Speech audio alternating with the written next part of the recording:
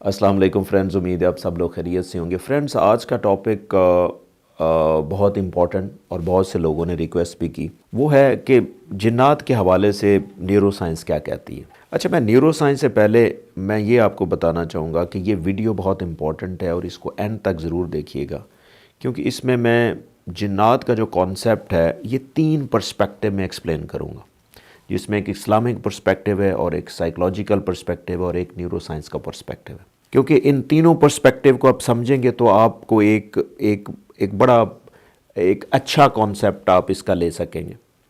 तो इसमें सबसे पहले मैं इस्लामिक पर्सपेक्टिव आपको बताता चलूँ। देखें, एज ए मुसलमान हमारा बिलीव है, ज़ाहिर कुरान और हदीस के ऊपर हमारा बिलीव है। अब इसके अंदर तो बिल्कुल वाज़े है कि जिन्नात जो हैं वो एग्ज़िस्ट करते हैं, और ज़ाहिर है हमें इसको साइंस में भी जाने की ज़रूरत नहीं है, क्योंकि जो चीज़ कुरान पाक में है, हदीस में है, वो है। अब हो सकता है साइंटिस्ट वहाँ तक अभी ना पहुँच पाए हों, क्योंकि हम नाक़िस हो सकते हैं, हमारी अकल नाक़िस हो सकती है। ये कॉन्सेप्ट तो है कि जिन्नात हैं, क्योंकि कुरान पाक में वाज़े है, सूरह जिन है उसके अंदर वाज़े है, और नबी पाक सल्लल्लाहु अलैहि वसल्लम ने जिन्नात के साथ कम्युनिकेट भी किया हुआ है, उनको टीच भी किया हुआ है। इसी तरह ये कॉन्सेप्ट एग्ज़िस्ट करता है। अब जहाँ तक बात यह है कि ये इंसानों को नुकसान कितना पहुँचाते हैं, इसके बारे में भी कुरान में एक मैं उसका मफ़हूम बता देता हूँ एक आयत का, कि जिन्नात जो हैं वो इंसान को नुकसान नहीं पहुँचा सकते जब तक अल्लाह ना चाहे। तो इसका मतलब है कि हम इसको इस तरह अगर अंडरस्टैंड करें कि अल्लाह अगर चाह भी रहा है किसी के ऊपर, तो जिन्नात उसको नुकसान पहुंचा सकते हैं। लेकिन क्या हमारे कल्चर के अंदर जो इतने ज़्यादा जिन्नात के हवाले से जो बातें हैं कि जिन्नात किसी के अगर पीछे पड़ जाते हैं या किसी के साथ अटैच हो जाते हैं, उनको मारते हैं, उनको नुकसान पहुंचाते हैं, तरह तरह की चीज़ें होती हैं, तो क्या ऐसा पॉसिबल है?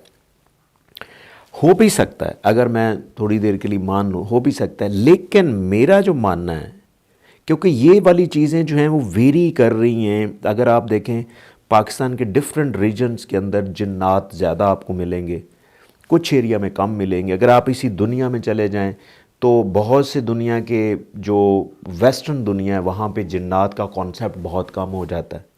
अब ये जो वेरिएशन है, इसका मतलब है कि कहीं ना कहीं हम जो जिन्नात का जो असर है उसको मिस डायग्नोज भी करते हैं।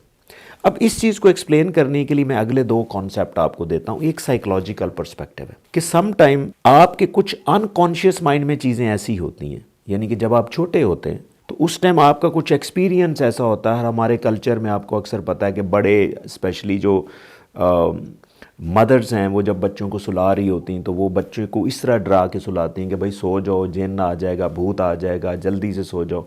अब वो जो बातें होती हैं ना, बच्चे के सबकॉन्शियस माइंड में बैठ जाती हैं और वो अनकॉन्शियस माइंड में चली जाती हैं। यानी कि जब बड़ा बच्चा हो जाता है तो उस टाइम उसको वो चीज़ें याद नहीं होती, लेकिन उसके अनकॉन्शियस माइंड में वो डर पड़ा हुआ है। अब जब भी बच्चा उस तरह की सिचुएशन से गुजरता है तो हो सकता है कि उसकी इमेजिनेशन इतनी स्ट्रांग होती है कि वो चीज़ उनके सामने आ जाती है जब भी बच्चा स्ट्रेस में होता है। एक तो ये कॉन्सेप्ट है जो कि दुनिया के जो फेमस साइकोलॉजिस्ट हैं, जिसमें सिगमंड फ्रॉयड हैं या कार्ल जुंग है, ये कहते हैं कि आपकी जो अनकॉन्शियस मेमोरीज होती हैं वो समटाइम जब आप बड़े होते हैं तो वो सामने रिफ़्लेक्ट होती हैं। अब वो रिफ़्लेक्ट इस सूरत में भी हो सकती हैं कि जो आपका बचपन में एक्सपीरियंस रहा हो, आपको जो बातें फीड की गई हों। अब उसमें ही होता है क्या है कि ये एक साइकोलॉजिकल पर्सपेक्टिव है, या आपको कोई ऐसा स्ट्रेस हुआ है। देखें, स्ट्रेस को अगर आप स्टडी करें ना, तो स्ट्रेस के ऊपर बहुत सारी ऐसी स्टडीज़ हैं जो ये कहती हैं कि स्ट्रेस इतना लीथल हो सकता है, इतना लीथल हो सकता है कि आपका जो ब्रेन है इतना एक्टिव होता है कि आपको वो चीज़ें नज़र आना शुरू हो जाती हैं जो एग्जिस्ट ही नहीं करती होती। अब वो डिपेंड करता है कि उस बंदे को क्या चीज़ नज़र आ सकती है। ज़ाहिर है वो चीज़ नज़र आएगी जो उसके अनकॉन्शियस माइंड में ज़्यादा चीज़ें पड़ी हैं, वो ही रिफ्लेक्ट हो सकती। तो वो विजुअल उसको हम टेक्निकली साइकोलॉजी में या न्यूरोसाइंस में हेलुसिनेशंस कहते हैं। तो इस लेवल तक भी हेलुसिनेशंस हो सकती हैं कि आपको कोई चीज़ नज़र आ सकती। तो ख़ासकर अगर आपको कुछ साइकोलॉजिकल ट्रॉमा है, और इसमें कुछ साइकोलॉजिकल डिसऑर्डर्स भी होते हैं, जिस तरह एक ब्रेन डिसऑर्डर जिसे हम न्यूरोलॉजिकल फंक्शनल डिसऑर्डर भी कहते हैं, इसको कन्वर्जन डिसऑर्डर भी कहते हैं। अब इस कन्वर्जन डिसऑर्डर में इतनी स्ट्रेस होती है कि आपको वो बहुत सी चीज़ें फील हो रही होती है जो एग्जिस्ट ही नहीं करती, यानी कि आपको सुनाई भी ऐसी चीज़ें दे सकती हैं जो होती नहीं। तो इसको हम ऑडिटरी हेलुसिनेशंस कहते हैं, या कुछ ऐसी चीज़ें हमें देख सकते हैं जो होती नहीं। अब सम टाइम इन चीज़ों को, जब ये चीज़ें हमारे कल्चर में होती हैं, तो इन चीज़ों को लोग मिस डायग्नोज कर सकते हैं कि यार ये जिन्न आ गए, इसके अंदर भूत आ गए, ठीक है, इसको बाबे के पास ले जाओ, उसका ट्रीटमेंट, हालांकि साइकोलॉजिकल इशू है, इसको साइकोलॉजिकली ट्रीट किया जाना चाहिए। अब कुछ अगला जो कॉन्सेप्ट मैं देने जा रहा हूँ वो न्यूरोसाइंस से कॉन्सेप्ट है। न्यूरोसाइंस के अंदर क्या होता है कि कुछ ऐसी कंडीशंस होती हैं, कुछ ऐसे डिसऑर्डर्स होते हैं जिनके अंदर भी हेलुसिनेशंस होती हैं। फॉर एग्जांपल मैं आपके साथ कुछ डिजीज़ और डिसऑर्डर डिस्कस कर लेता हूँ। जिस तरह कुछ न्यूरो डिजेनरेटिव डिजीज़ है, जिसमें पार्किंसन डिजीज़ है, अल्जाइमर डिजीज़ है, डेमेंशिया है। जब एक स्टेज पे ये डिजीज़ेज जाती हैं तो इंसान में हेलुसिनेशंस हो सकती, तो वो चीज़ें भी हम जो है वो मिस डायग्नोज कर सकते हैं। फिर कुछ डिसऑर्डर हैं, जिस तरह फ़र्ज़ करें एपिलेप्सी है। अब एपिलेप्सी एक ख़ास किस्म की एपिलेप्सी होती है जिसे हम फ्रंटल लोब एपिलेप्सी कहते हैं, क्योंकि जब भी फ्रंटल लोब ज़्यादा एक्टिव होता है तो एक हद से ज़्यादा जब एक्टिव होता है तो आपको वो चीज़ें नज़र आना शुरू हो जाती हैं जो हकीकत में नहीं होती।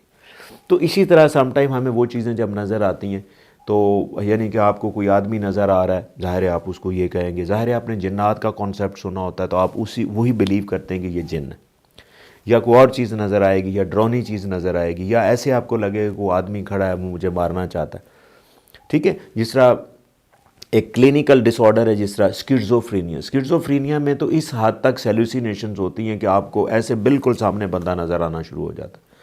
तो सम टाइम इनको हम मिस डायग्नोज करके हम उसका कोई ऐसा ट्रीटमेंट करते हैं जो ज़्यादा स्पिरिचुअल ट्रीटमेंट होता है, जो उसके ऊपर इतना इफ़ेक्टिव नहीं होता। उसके लिए मेडिकल जो ट्रीटमेंट है उसकी ज़रूरत होती है। हाँ, कुछ फैक्टर ऐसे होते हैं जिसमें न्यूट्रिशनल फैक्टर भी हैं, यानी कि कुछ न्यूट्रिशंस की, मिनरल्स, विटामिन्स की कमी की वजह से भी आपको हेलुसिनेशंस होती हैं। जिस तरह मैं अक्सर जिक्र करता हूँ विटामिन बी है, विटामिन बी की अगर कमी हो जाए तो ये हेलुसिनेशंस हो सकती। विटामिन सी की कमी, इस तरह ओमेगा 3 फैटी एसिड्स की कमी है। तो इन चीज़ों की जब आप कमी होती है तो न्यूट्रिशनल फैक्टर भी सम टाइम कंट्रीब्यूट कर रहे होते हैं। सम टाइम अगर 2-3 फैक्टर इकट्ठे कंट्रीब्यूट कर जाएँ तो ये कंडीशन और वर्स हो सकती।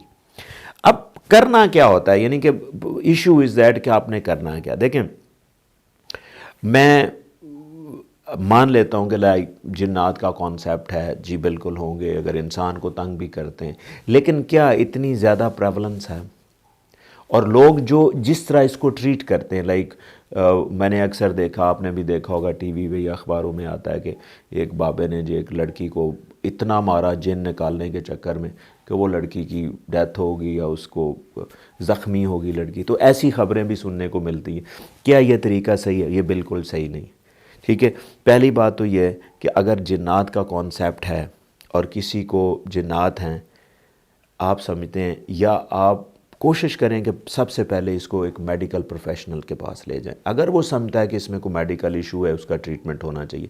अगर वो ये समझता है कि नहीं, तो आप एक स्पिरिचुअल हीलर के पास भी ले जाते। स्पिरिचुअल हीलर जो वो ऐसा काम करे कि अगर उसके ऊपर कुरान पाक पढ़ता है, क्योंकि हदीस में कि जिस तरह वैसे तो आप कुरान पाक का को कहीं से भी आप कुरान पाक पढ़ें तो ये जो जिन्नात होते हैं इनके लिए ये दूर भागते हैं उनसे। कुरान पाक जहाँ से पढ़ा जाता है वहाँ पे ये नहीं आते।